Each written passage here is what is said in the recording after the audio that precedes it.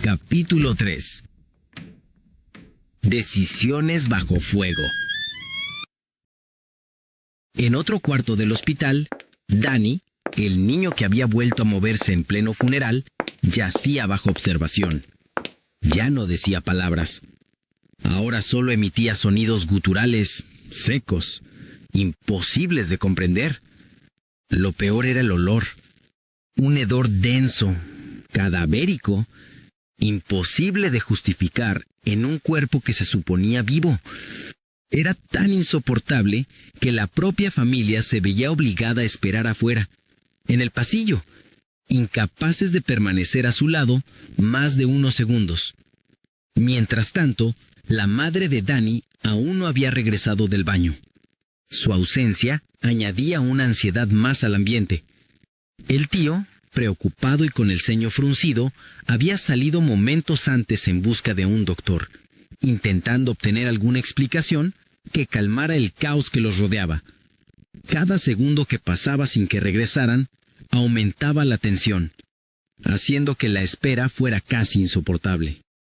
Mientras Danny yacía bajo observación, la tensión se extendía por otros pasillos del hospital, donde familiares y personal intentaban comprender lo imposible que se estaba gestando. El recuerdo de William herido martillaba la mente de Noel. El miedo le atravesaba el pecho, pero sabía que quedarse quieto significaba rendirse. Debía moverse. Sacudiéndose la confusión, tragándose el temblor en sus manos, decidió que lo único que importaba era llegar con su esposa, asegurarse de que estuviera a salvo y, de paso, entender qué demonios estaba ocurriendo en el hospital.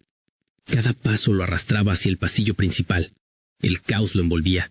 Gritos desgarrados, puertas que se cerraban de golpe como látigos, y el lamento constante de las sirenas que anunciaban ayuda, una ayuda que todavía parecía tan lejana como la esperanza.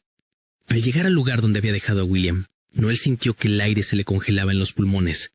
Allí, entre cuerpos de doctores y pacientes que habían intentado detenerlo sin éxito, su padre avanzaba con pasos torpes, la autopsia aún marcada en su pecho como una cicatriz grotesca en forma de Y.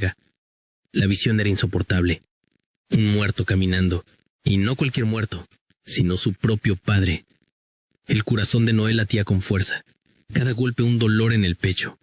Levantó el arma, temblando, y apenas pudo articular. ¡Detente! Pero en su interior lo sabía. Aquello no era su padre. No podía hacerlo. Solo un demonio podía estar moviendo ese cuerpo de esa manera, retorcido y extraño que no parecía reconocerlo. El cuerpo continuó avanzando, indiferente a su súplica. En el pasillo principal, una doctora se agazapaba junto al cuerpo de William, ya inerte, mientras otro doctor observaba paralizado por el horror. Los demás médicos que habían intentado resistir yacían dispersos, rotos, con la sangre formando charcos oscuros sobre el suelo blanco. El corredor entero era un cuadro de carnicería. El doctor, incapaz de sostener más aquel silencio, gritó con desesperación: ¡Dispárale! Con el alma desgarrada, Noel apretó el gatillo. La bala atravesó la pierna, que se tambaleó un instante, pero siguió avanzando. ¡No!, gimió Noel, apuntando más arriba, disparando otra vez y otra y otra, hasta que finalmente un proyectil estalló en la frente. El cuerpo de su padre se desplomó de golpe, inerte, bañando de sangre el suelo ya ensangrentado. Noel cayó de rodillas. El arma se le resbaló de las manos. Respiraba a bocanadas, vencido, con la imagen clavada en su mente.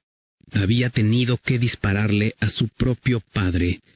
La crudeza de aquella realidad lo aplastaba, dejándolo sin aliento y con el corazón hecho pedazos. Cuando las patrullas irrumpieron en el hospital, lo encontraron así, derrotado, rodeado de cuerpos, en medio de una escena tan caótica que parecía salida de una pesadilla. Los oficiales apenas podían procesar lo que veían. Algunos sintieron un nudo en la boca del estómago, otros volteaban la mirada para no vomitar. El jefe se adelantó, con la voz firme pero cargada de preocupación, intentando darle a Noel un mínimo de calma, una cuerda a la cual aferrarse. «Noel, dime qué pasó». Noel, con la voz temblorosa y entrecortada, comenzó a relatar lo que había ocurrido. «William», dijo algo. «No, tu padre, Morgue», murmuraba, agitado, con la mirada fija azul, incapaz de sostener los ojos de nadie. Intentó explicar lo inenarrable, que en la morgue había visto al forense con el rostro destrozado, pero aún moviéndose, aún vivo, y que dentro de las cámaras mortuorias había escuchado golpes, como si los cuerpos encerrados quisieran salir. Cada palabra se le escapaba con esfuerzo, como si al pronunciarlas el horror cobrara más solidez, más verdad. Los colegas lo rodeaban en silencio.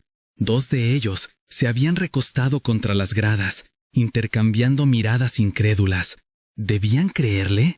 ¿O era la fatiga y el trauma lo que hablaba por él? Noel, desesperado, insistía, pero el eco de su voz parecía perderse en aquel pasillo teñido de sangre. Solo quedaban los oficiales y 2 doctores, uno cerca del cuerpo inmóvil de William. El jefe, intentando recuperar el control de la situación, le puso una mano en el hombro y le indicó: «Busca a tu esposa, déjanos investigar esto». Pero en ese mismo instante, la calma aparente se quebró con un grito desgarrador. La doctora, que estaba junto al cadáver del conserje, se estremeció cuando éste le arrancó con un mordisco un pedazo de su dedo meñique. El pasillo entero se congeló. Los de la fuerza pública se quedaron inmóviles, con las manos temblorosas sobre las armas, la mirada desencajada. Nadie sabía si disparar o retroceder. El aire se llenó de respiraciones cortas, jadeantes, de miradas cargadas de miedo y desconcierto. Algunos retrocedieron un paso sin pensarlo, buscando instintivamente la seguridad de sus compañeros. Otros mantenían el arma apuntando, pero sin el valor de apretar el gatillo. La doctora mordida se levantó tambaleante, con el rostro desencajado por el dolor y el espanto, la sangre escurriendo de su mano. Sus ojos buscaban ayuda en todos lados, en los policías, en su colega, en cualquiera, pero solo hallaban incredulidad y miedo. El reanimado, mientras tanto, se incorporaba con movimientos torpes, inhumanos, la mandíbula abierta en un intento de morder de nuevo. El doctor, que quedaba en pie, reunió el poco valor que le quedaba y se aproximó con cautela, palpando su cuello mientras 2 policías sostenían al reanimado. Lo que descubrió lo hizo palidecer aún más. «No tiene pulso», murmuró, con voz quebrada. El silencio fue absoluto por un instante, roto únicamente por las respiraciones agitadas de los presentes y los sonidos guturales que escapaban de la garganta del muerto viviente, recordándoles que, en cualquier momento, tendrían que abrir fuego.